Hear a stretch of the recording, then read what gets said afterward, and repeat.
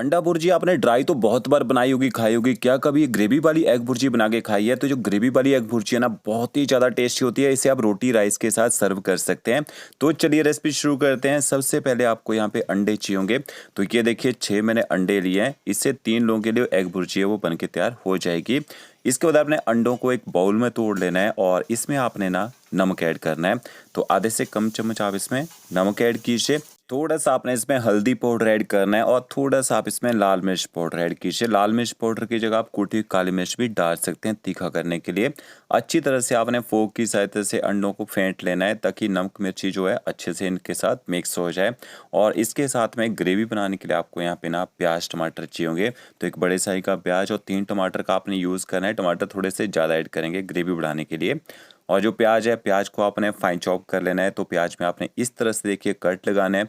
1/2 कीजिए और कट लगाने के बाद जितना बारीक काटना चाहे ना उतना बारीक आप प्याज को काट सकते हैं।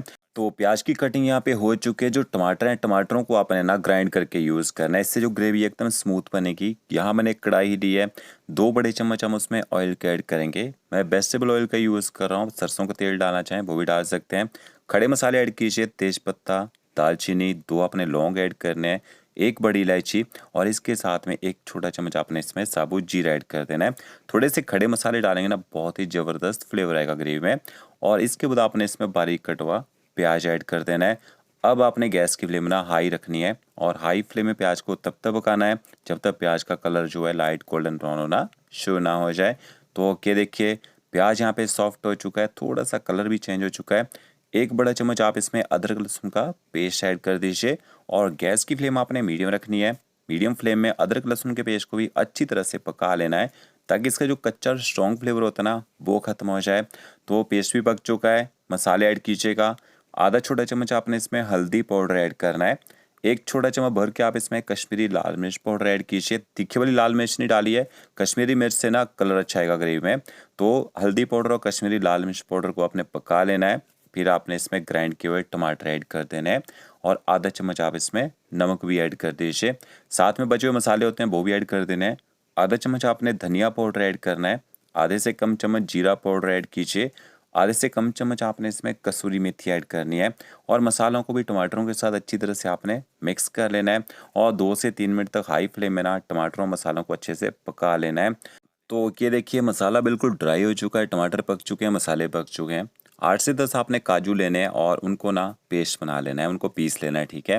वो काजू का पेस्ट आपने यहाँ पे ऐड कर देना है और काजू के पेस्ट को भी अच्छी तरह से मिक्स कर लीजिए। 1.5 से 2 मिनट तक मीडियम टू हाई फ्लेम में काजू के पेस्ट को भी आपने पका लेना है। तो ये देखिए ग्रेवी का जो मसाला है वो तैयार हो चुका है। इसके बाद आपने इसमें पानी ऐड करना है। तो लगभग 2 कप आप इसमें ना पानी के ऐड कर दीजिए। ज़्यादा आपने पतली ग्रेवी नहीं बनानी है, ग्रेवी को थोड़ा सा थिक ही रखना है ताकि जो भुर्जी के साथ है ना अच्छी लटपटी ग्रेवी बन के तैयार हो।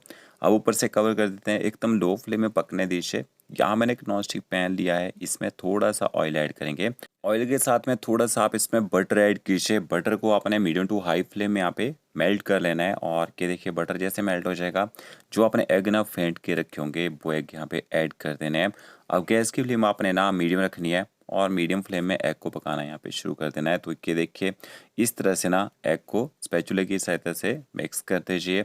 जो नीचे वाली साइड से एग पकता जाएगा वो ऊपर आता जाएगा। तो थोड़ी सी ना ज़्यादा आपने पतली पतली भुर्जी नहीं बनानी है, थोड़े मोटे मोटे चंक्स रखने हैं इसके एग के, ठीक है। ये देखिए इस तरह से। अब आपने गैस की फ्लेम ना हाई करनी है और हाई फ्लेम में एग को थोड़ा सा अच्छे से यहाँ पे फ्राई कर लीजिए ताकि इनकी जो स्मेल है ना वो खत्म हो जाए। और दूसरी साइड देख सकते हैं जो ग्रेवी है इसको मैंने कवर करके पकाया 3 से 4 मिनट तक और एकदम लो फ्लेम में पकाया है और ग्रेवी ने यहाँ पे ऑयल छोड़ना भी शुरू कर दिया है।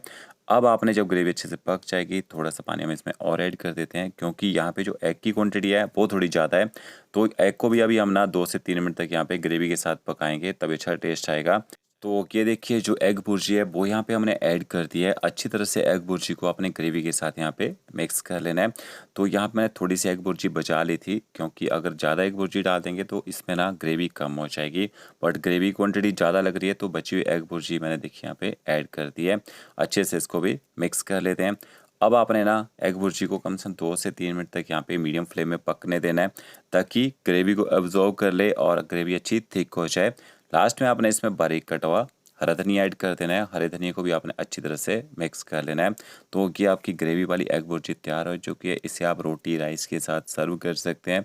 तो फ्रेंड्स वीडियो अच्छा लगा होगा लाइक शेयर कमेंट जरूर कीजिएगा। ओके फ्रेंड्स, मिलते नई वीडियो के साथ। Thank you.